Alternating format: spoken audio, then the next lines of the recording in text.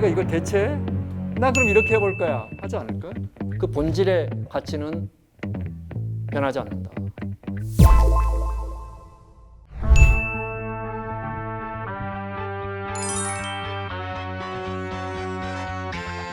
안녕하세요. S캠프 시작하겠습니다. 저는 기자 김원장이고요.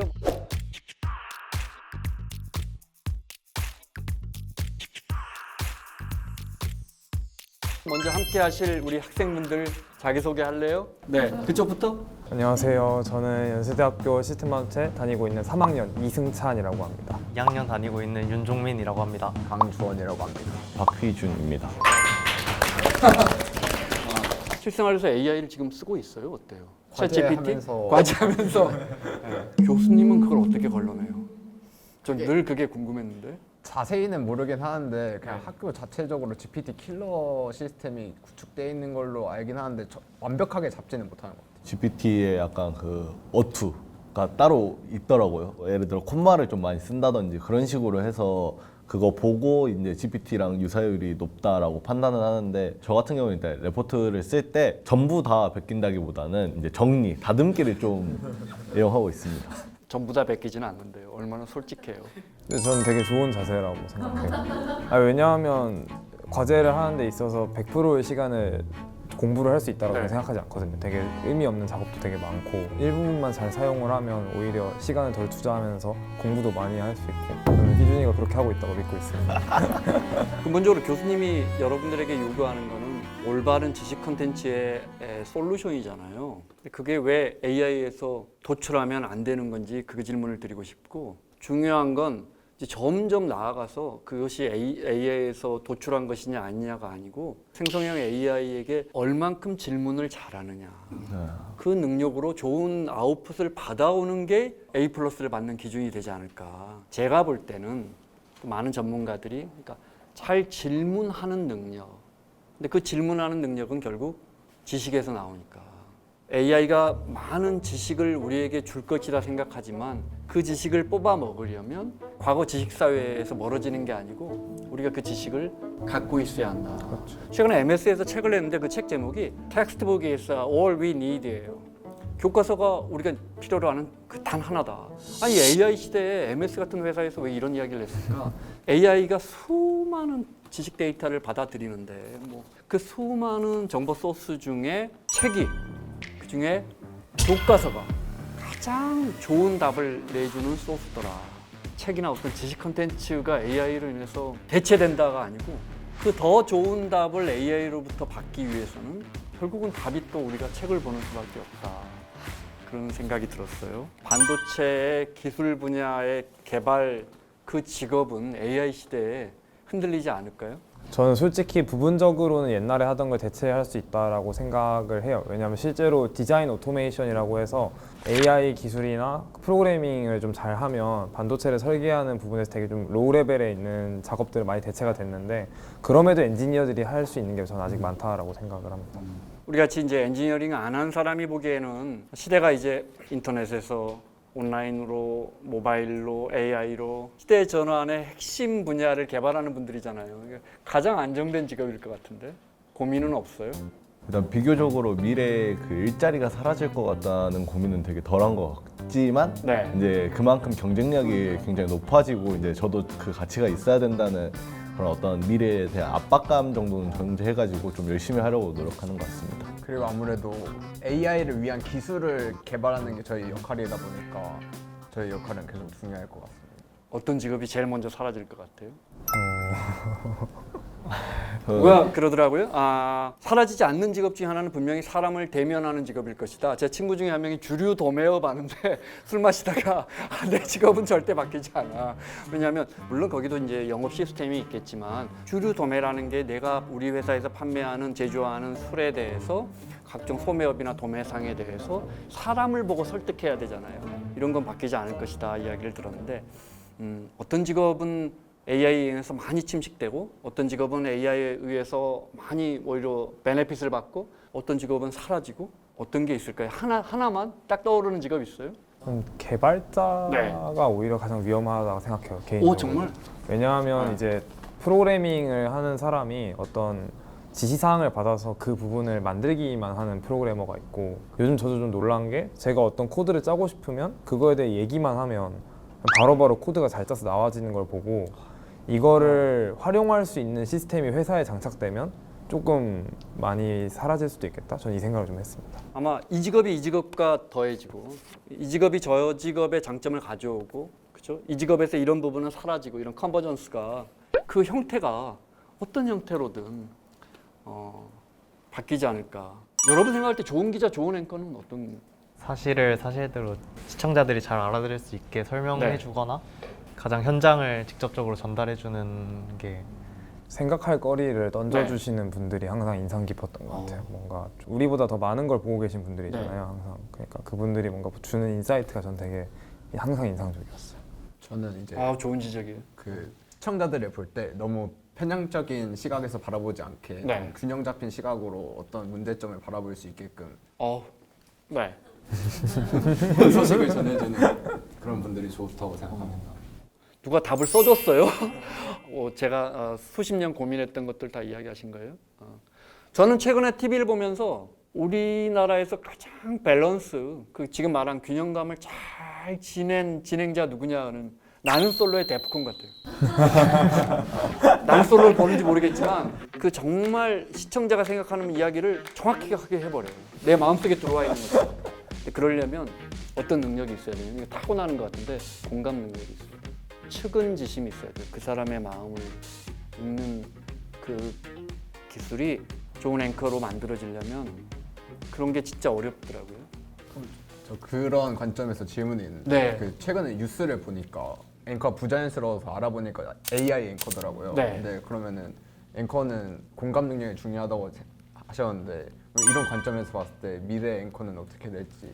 저는 절대 AI가 대체할 수 없다고 생각해요. 앵커는 사람 눈을 보면서 이야기하는 거잖아요.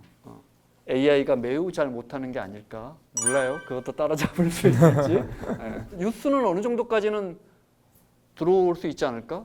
하지만 나는 솔로의 데프콘 역할은 누구도 할 수 없다고 생각해요. 정말 그건 AI가 들어오기 힘든 거예요. 왜냐? AI란 일정한 패턴을 찾아내는 거라고 뭐 알고 있잖아요, 우리가. 근데 이 세상에서 가장 일정한 패턴이 없는 게 사람의 마음이에요. 사람의 마음을 읽는 건 어려운 일이고, 그걸 읽는 능력을 우리가 공감 능력이라고 하잖아요. 근데 인간이 그렇게 간단한 존재인가요? AI가 이거 대체해? 나 그럼 이렇게 해볼 거야 하지 않을까? 그렇죠. 네. 어떻게 시장이 바뀔지 잘 모르겠어요. 저희가 이제 학생이지만 사실 좀 전기전자공학과나 뭐 신소재공학과에 비해서 무조건 반도체 쪽으로 보통 가야 하는 좀 길이 어떻게 보면 좁은데, 네. 그렇다 보니 이 산업 하나가 이렇게 좀 사이클이 있잖아요, 보통. 그거에 되게 민감하게 반응을 해요. 네. 저도 그렇고 저희 동기들도 네, 그렇고. 네. 그래서 저는 궁금한 게 이제 사실 우리나라가 아무래도 무역을 중심으로 하는 국가다 보니까 세계 정세라든지 이런 거에 경제가 많이 영향을 받잖아요. 그럼에 있어서 반도체 분야가 조금 흔들린다라는 이야기도 주변에서 되게 많이 네, 들었던 것 네. 같아요. 저희는 기술적인 엔지니어들의 입장이니까 당연히 그거 우린 기술적인 펀더멘탈을 확고하기 때문에 괜찮다라고 마음속으로 생각하지만 바깥에서 보는 시선이 너무 궁금했거든요. 그래서 경제 쪽으로 잘 알고 계시니까 반도체 산업이 앞으로 네. 어떻게 될지, 특히 한국의 반도체는 어떻게 될지 좀 알려주시면 좋을 것 같습니다. 그러니까요. 반도체가 그 나라 산업의 핵심인 건 알겠는데 거의 안보 문제화 돼 있어요. 그죠? 이제는 좀 다른 차원이에요. 그죠? 왜 그럴까요? 모바일에서 AI 시대로 넘어오면서 스스로 생각하고 솔루션을 도출하다 보니 이게 안보 분야에 적용이 되는 거예요. 그러니까 이제 예민해지는 거예요. 국가를 지키는 영역에 AI 시스템이 적용되면서 반도체는 이제 안보의 영역으로 들어왔어요. 뭐가 달라지겠어요? 국가가 지원하죠. 민간 기업들의 산업이 아닌 일이다. 여러분이 전공하는 그 분야는 이제 매우 예민해졌다. 어떤 정치적 상황에 의해서 어떻게 산업정이 바뀔지 모른다. 이렇게 이야기할 수 있을 것 같아요. 다들 패권을 잡으려고 하고 있으니까 네. 그래서 좀 불안한 게 어느 정도 있는 것 같아요. 그럴수록 반도체 엔지니어링에 대한 수요는 뭐 걱정하지 않아도 되지 않을까 몰라요. 세상을 예측한다는 거 제가 좀 살아보니까 잘 안 맞더라고요. 이게 과학적 예측, 합리적 예측이라고 해도 꼭 위기일까? 기회가 될 수는 없을까? 우리는 모르지만 그런 생각은 안 들어요? 다들 그렇게 생각하고 있을 거예요. 그러니까 뭔가 반도체가 전체적으로 다 신경 쓰고 있는 산업이라는 건 어쨌든 호재니까. 우리가 시장을 전망하는 건 제가 무슨 이코노미스트나 애널리스트도 아니고 어려운 일이죠. 근데 수많은 이코노미스트 분들을 만나봐도 그분들도 마찬가지로 시장을 전망한다는 건 참 어렵지만 반도체 산업이 폭풍 전야다 얼마 전에 누가 그렇게 써놨던데 아마 삼성전자에서 오랫동안 개발하고 생산하고 유통시키는 분들 그런 뉴스를 보면 아유 언제나 안 힘들었나 이런 생각이 들 거예요. 중요한 건 시장은 많이 흔들릴 것이다. 기존의 무역 질서는 많이 바뀔 것이다. 그렇지만 우리 기술력이 있단 말이에요. 우리 기술력이 있어. 그러니까 기회가 될 수 있어요.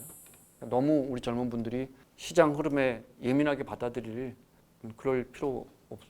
그러면 기자가 앵커가 되기 위해서 준비 열심히 하셨을 거 아니에요. 네. 취업 준비. 그럼 취업 준비하셨을 때 약간 회사 들어가서 가장 도움이 됐던 경험이라든지 스펙 같은 게 있었을까요? 근데 전 지금도 다르지 않다고 생각해요. 많이 달라졌고 정말 극적으로 바뀌었지만 근본은 똑같다고 생각을 해요. 글과 말과 그 사람이 내는 아웃풋, 혁신 이런 건 다 연결돼 있다고 봐요. 제 직업이 그거여서인지 모르지만 여러분들의 엔지니어고 첨단 반도체를 만들지만 좀 똑같다고 봐요. 그런 부분에서. 예를 들어 엔지니어라는 게 산식으로 이루어지겠지만 결국은 창조하는 거잖아요. 스티브 잡스든 젠슨 왕이든 창조하는 사람들이에요. 그 창조는 어디서 나올까? 기존에 이미 나와 있는 지식과 지식을 연결하는 게 창조라고 KBS 6층 예능국 앞에 써져 있어요. 새로운 걸 만드는 게 아니고 기존에 나와 있는 걸 연결하는 거가 창조인데 그 창조라는 건 제가 아까 말씀드린 것처럼 지식 컨텐츠에서 나오는 거고 그 지식은 결국은 텍스트에서 나오는 거예요. 제가 우리 애들한테 그렇게 말할 거예요. 평생 5천 단어를 쓰면서 살 것이냐 5만 단어를 쓰면서 살 것이냐 3개국어를 하면서 한 10만 단어를 쓰면서 살 것이냐 그것은 마치 옷장에 옷이 10벌 있는 사람과 100벌 있는 사람과 1000벌 있는 사람이 어떤 옷을 입고 나가서 어떻게 조합할 것인가하고 똑같은 것이고 그것이 결국은 발전하면 저는 그게 혁신이고 우리가 기술에서 혁신이라는 것은 결국 가치를 더하는 거니까 그게 부가가치인 거예요. 부가가치를 경제학에서는 돈을 더하는 거죠. 돈 벌려면 결국은 텍스트라고 저는 생각해요. 그 본질의 가치는 변하지 않는다. 오늘 시간 내줘서 너무 고맙고 혹시 오늘 이 자리에 와서 꼭 못한 이야기나 아니면은 소회라 할까? 한마디씩 하고 우리 마무리할까요? 네. 말씀 들으면서 반도체 관련 산업 동향이나 뭔가 삶에 대한 인사이트를 얻게 된 것 같아서 너무 감사했습니다.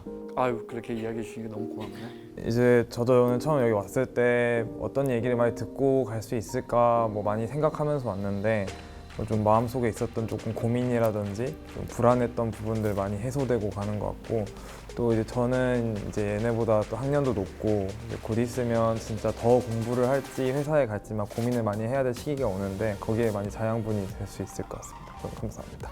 시즌을 하고 있는 과정 중인데 그런 과정 속에서 최근에 좀 많은 고민을 하고 있었는데 이렇게 쉽게 뵐 수 없는 전문가분을 만나서 고민을 해결할 수 있는 시간을 가지게 된 것 같습니다. 평소에 맨날 수업만 듣고 과제하고 했는데 이런 시간이 있어가지고 너무 재밌었던 것 같습니다. 너무 감사하다는 말씀 드리고 싶고요.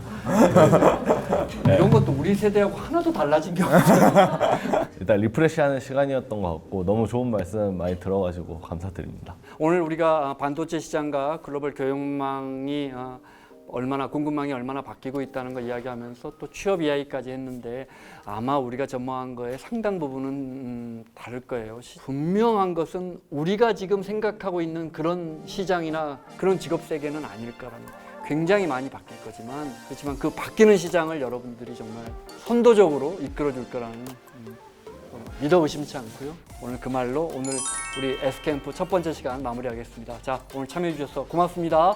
감사합니다. 수고하셨어요. 고맙습니다.